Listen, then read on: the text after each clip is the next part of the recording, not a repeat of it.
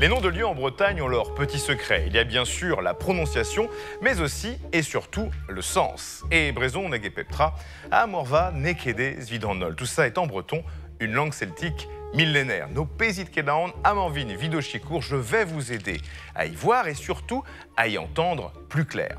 La religion tient une place importante dans les noms de lieux en Bretagne. Loc fait partie des plus courants.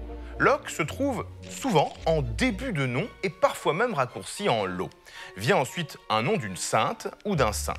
En même temps, c'est plutôt logique. Loc vient du latin locus et veut dire lieu consacré. Il sert à nommer les établissements religieux créés à partir du Xe siècle. Il y a évidemment Loc Maria, Loc plus Maria, Maria c'est donc Marie. Loc Michaelic, Loc plus Michael, plus Ic. Michael c'est Michel et Ic c'est le diminutif pour dire petit. Ces exemples sont presque les seuls à ne pas être formés d'un nom de saint d'origine celtique. Pour l'écrasante majorité en Bretagne, ça va être le cas. Il y a par exemple l'opérette, Loc plus Berrette. Berrette c'est Brigitte, la sainte patronne des Irlandais.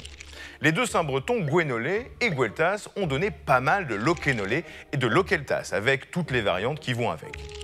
Mais une fois en français, ça se complique un peu. Certains noms de lieux commençant par Loc ont été traduits par saint en français. Saint-Michel-en-Grève, en breton, c'est Logmiquel-en-Treize. Loc plus Michael plus Treize. Treize, c'est le sable ou la grève en breton. On se retrouve très vite pour découvrir ensemble d'autres subtilités et richesses de ces sacrés noms de lieux en Bretagne. Et bichance et au scléror et vidor, qu'est n'avait chez eux, mopesron.